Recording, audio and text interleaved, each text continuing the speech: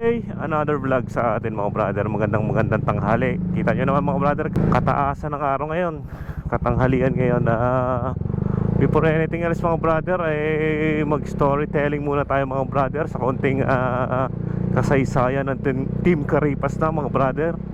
Para naman sa mga bago nating mga tropa dyan, kwentuhan lang natin ng konting history o kasaysayan ng Team Caripas na.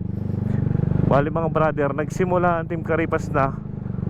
Nag-invite tayo ng ride mga brother, isang long ride noong December 2024 yan mga brother. Nag-post tayo sa ating FB page dati na Kabatang Urban Biker ng isang long rides December 2024 yan mga brother. At ang sumama sa atin ay si brother, puro mga nasa ibang bansa na. Shoutout sa dalawa, si brother Robel Pasha. Yan, kasamahan kasi natin sa trabaho yung dalawang yan, si Robel Pasha tsaka si Mel Perez Vlog. Kaya sila yung mga nakasama natin araw ng linggo. Nag-ride kaming tatlo sa Kahibiang Tunnel yan. Umabot ng nasa 90 plus kilometer yung ride natin yun. Umalis kami noon 5:30 yata yun, before 6. Hoy! Tapos nakarating na kami doon mga parting 10 na. Sobrang haba nga pala ng daanan na yon. Talagang umay kami sa kabobomba doon sa part ng Nasugbo yon.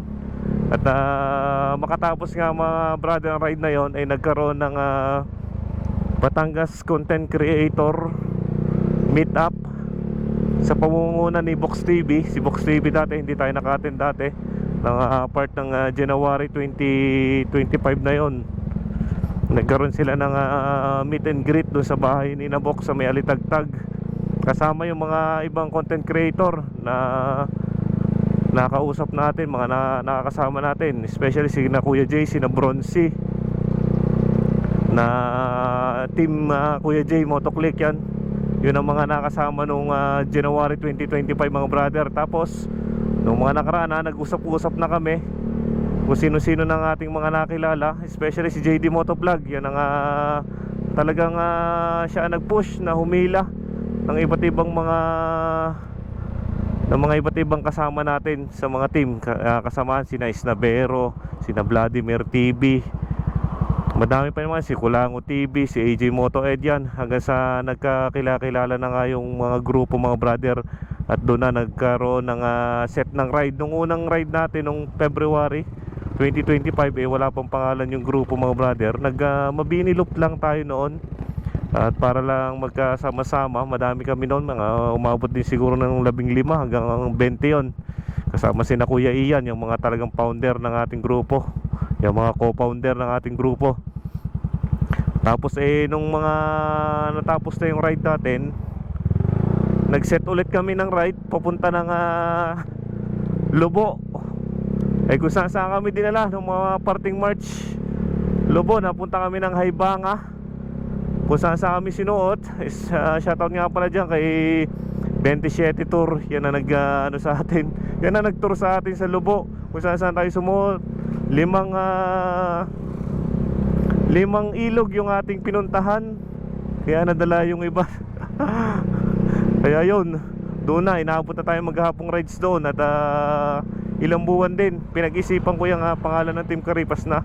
Biglang gusto ko yung word na Batanggenyo, na ang ibig sabihin ay yan, Caripas na, harurot na.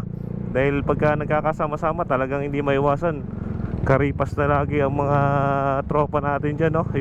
Yan lang mga brother, ang konting hanggang sa nagpatuloy-tuloy na nga yung grupo natin. Nagkaroon nagkaset ng iba't ibang rides dito sa Batangas. At target natin ay magkaroon talaga ng rides dito sa Batangas, na makalibot natin ang Batangas. Ayun, hanggang sa ngayon mga brother, patuloy yung suporta ng Team Caripas na mga brother. Maraming salamat, and ride safe sa inyo. God bless.